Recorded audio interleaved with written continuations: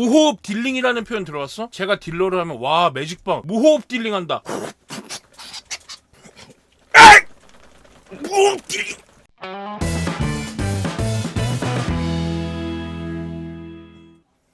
여러분 안녕하세요. 치과의사 매직박입니다. 트위치 방송을 보시는 분들은 아시는 분들도 계실 텐데 제가 좀 살이 찌고 덩치가 크다 보니까 항상 수면 무호흡, 코골이 그런 부분이 좀 고민이었어요. 그래서 수면 다원 검사, 코골이 치료, 코골이 검사라고도 하는데 그런 걸 제가 이번에 한번 받고 아마 양압기 치료까지 진행을 하지 않을까 싶은데 이런 부분이 어떻게 진행되는지 또 하고 싶어도 뭐 비용이라던가 궁금하신 분들이 있을 수 있잖아요. 이런 분들을 위해서 제가 한번 제 과정을 영상에 담아서 소개를 해드려 볼 테니까 수면 다원 검사나 코골이 관련해서 고민이 있으신 분들은 이 영상을 좀 참고하셔가지고 가까운 의원이나 이런 데 방문해 보시면 어떨까 하는 생각에서 오늘 말씀을 좀 드려보려고 합니다. 일단 코골이는요 더 많은 전문적인 얘기가 있지만 이 코에서 입으로 넘어가는 그 부분에 살이 찌면 기도가 좁아집니다. 좁아지면서 공기가 드나들면서 파르르르르 떨리죠. 쉽게 말하면 살들이 이렇게 서로 마찰되는 소리가 코골이라고 생각하시면 되고요. 코골이 정도는 사실 문제가 없죠. 근데 기도가 점점 좁아질수록 소리가 막 부딪히면서 나다가 어느 순간 이게 탁 막혀버리면 또는 이게 누워서 자니까 이 혀의 뒷부분도 목을 좀 막을 수 있죠. 그러면 우리 폐까지 공기끼리 뚫려 있어야 되는데 거기가 막히게 되면 잠자는 중에 호흡을 못하게 되는 수면 무호흡이라는 증상이 나타날 수 있는 거죠. 그런 경우에 뇌로 산소 공급이 되지 않기 때문에 이제 혈중 산소 포화도라는 게 있어요. 일상생활 중에 99%, 100% 유지가 되는 산소 포화도 아마 과학 시간에 들어보신 분들 기억나시는 분들 계실 거예요. 그런 게 80%대까지 떨어지게 되고요. 그러면 아무래도 뭐 좋지 않겠죠. 피곤하기도 하고 푹 못 잤다 뭐 여러 가지 표현을 하겠죠. 일단 저 같은 경우는 살이 좀 찌다 보니까 코골이가 시작됐습니다. 공중보건이 가기 전까지는 코곤다 이런 소리를 못 들어봤던 것 같아요. 야구부 전지훈련도 가서 같이 숙소에서 잠도 자고 했었는데 어느 순간 너 코골더라 이런 얘기를 듣기 시작한 게 20대 한 후반 정도부터. 최근에는 살이 더 많이 찌다 보니까 이제 가족들도 코골이가 시끄럽다. 그리고 배도라지 MT를 갔을 때 저 뒤에서 누워서 자던 저의 코 고는 소리가 탱크 소리처럼 들렸다.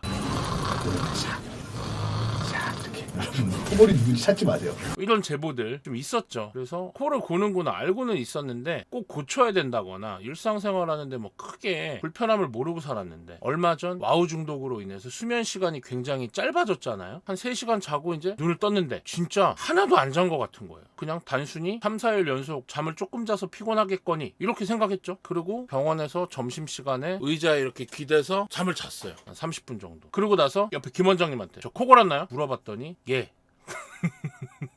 정직하게 대답하더라. 아주 입 바른 소리만 해. 그러더니 좀 조심스럽게 말하더라. 근데 그 코 고시는 게 문제가 아니고 숨을 중간중간 안 쉬시는 느낌도 있었다. 아 그래요? 하고도 저도 피곤해.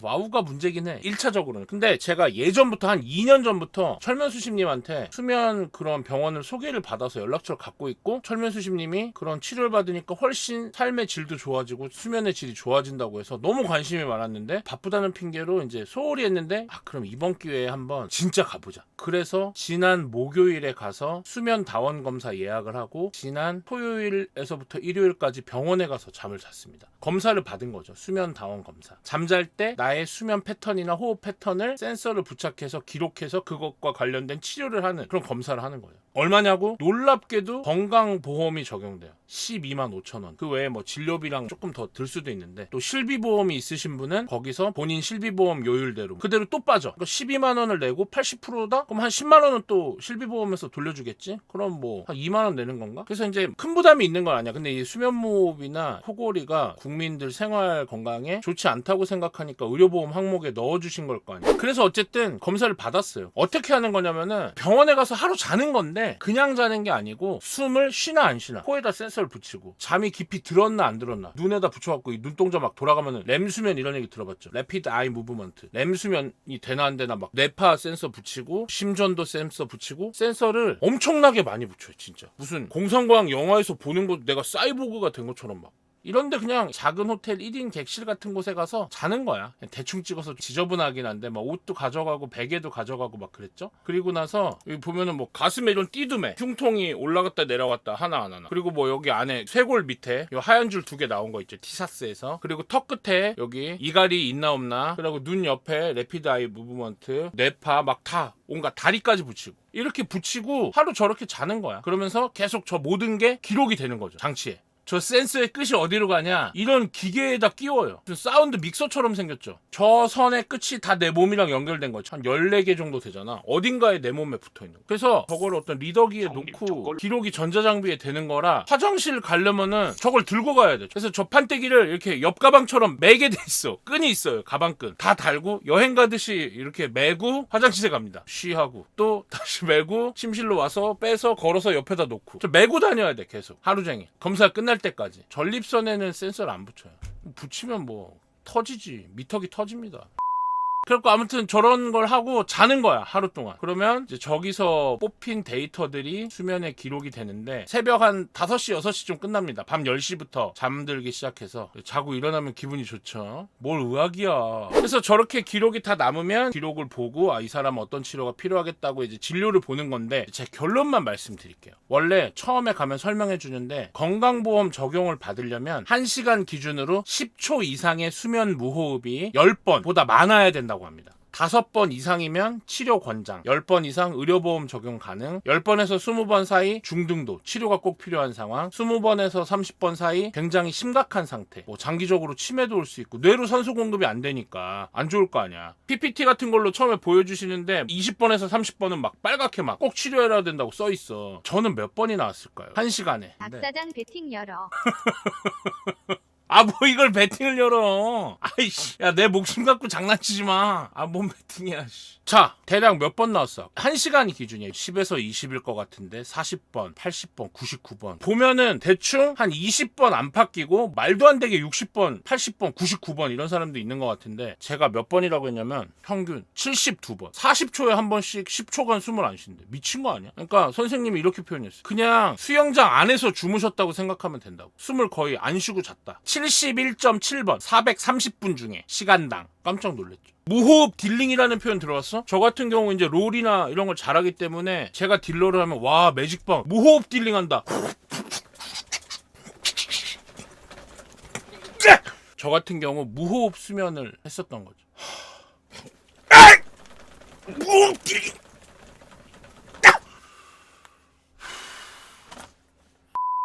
이게 제 거예요. 자, 여기 보시면은 맨 위에 거 뇌파, 두 번째 거 눈알 움직임, 뭐 이거 턱, 뭐 이갈이는 없다, 뭐 이런 식인데 여기 잘 보면은요 지금 요 라인 있지, 요게 호흡이거든. 그래서 그래프가 올라갔다 내려갔다가 지금 요 부분처럼 길쭉하게 위아래로 위아래 위아래 해줘야지 숨을 잘 쉬는 거란 말이에요. 근데 여기 잘 보면은 노란색 표시가 된 부분이 있거든. 여기는 분홍색 표시잖아. 노란색 표시를 보면 호흡이 이렇게 내려가 있지. 들이쉬고 내쉬고가. 그리고 정상 다시 저호흡. 정상에 가깝다가 여기 봐봐. 여기는 그냥 무호흡이야. 여기도 무호흡, 여기도 무호흡, 여기도 무호흡. 여기 저호흡. 사실상 이것도 거의 무호흡이잖아. 그러고 이렇게 무호흡일 때는 여기 코 고리는 거거든. 코도 못 골아. 왜냐면 그냥 콱 막혀있는 거랑 이렇게 있는 거니까. 근데 저호흡일 때 코가 골리겠죠. 얇은 길로 공기가 답답하게 빠져나갔다 들어갔다 할 때 코를 고는 거잖아. 코골이에 이게. 숨을 쉴 때는 다 코를 곤다. 코를 안 골 때는 언제뿐이다? 그냥 숨 자체를 쉬지 않을 때. 저도 모르게 잠을 안 자고 있었다. 그래서 우리 와이프가 이런 적이 있었어. 긍정적 의미로. 너 어제는 코 안 골더라 이랬었거든. 그러면 아 그래 하면서 저는 이상하게 피곤했어요. 코 안 곤 날, 숨을 안 쉰 날. 코를 곤다, 숨을 쉰다는 증거예요. 그리고 여기 보세요. 맨 아래 출렁이는 그래프가 하나 보이시죠? 붉은색 으로 표현된 부분에 뭐가 밑으로 내려갔다가 하얀색에서 올라왔다가 붉은색에서 내려가죠. 산소 포화도 96%에서 아래 여기 85%까지 떨어져. 원래 100%여야 되는 거예요. 우리가 숨을 쉬면 폐 동맥에서 혈액이 들어와서 들숨에 있는 산소들을 헤모글로빈에 붙여서 우리 몸으로 날르죠. 근데 산소가 안 들어가니까 심장은 뛰는데 산소 공급이 안 돼. 그러니까 산소 포화도가 떨어져. 몸에 산소가 없는 채로 지낸다.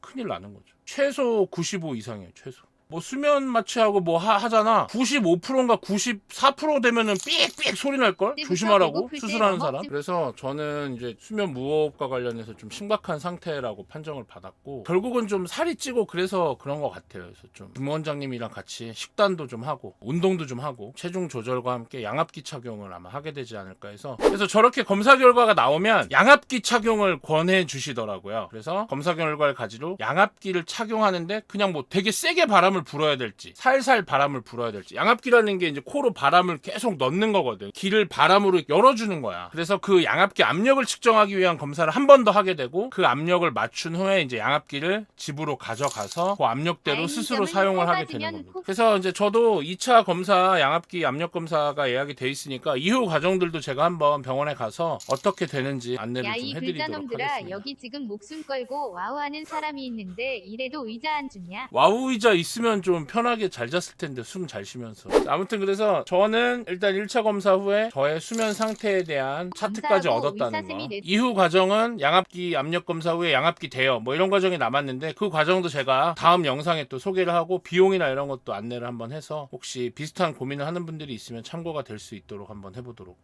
하겠습니다. 이번 주 토요일에 검사 잘 받고 다시 한번 인사를 드리도록 하겠습니다. 저 다라이에 맞는 마스크가 있을까요? 투엑스라지 있나요? 그때 웃으시던데. 그거 맞추는 게 시간이 오래 걸려요. 건강을 그러시던데. 위해서 군것질하는 모습 보이면 50만 말 돈에 아낌없이 해드리겠습니다. 아니 뭐 그럴 건 없어요. 저런 살벌한 비주얼을 감내하고 검사를 진행해주신 의료진 여러분께 깊은 감사 인사 올립니다. 덕분에 저도 치료할 수 있겠죠?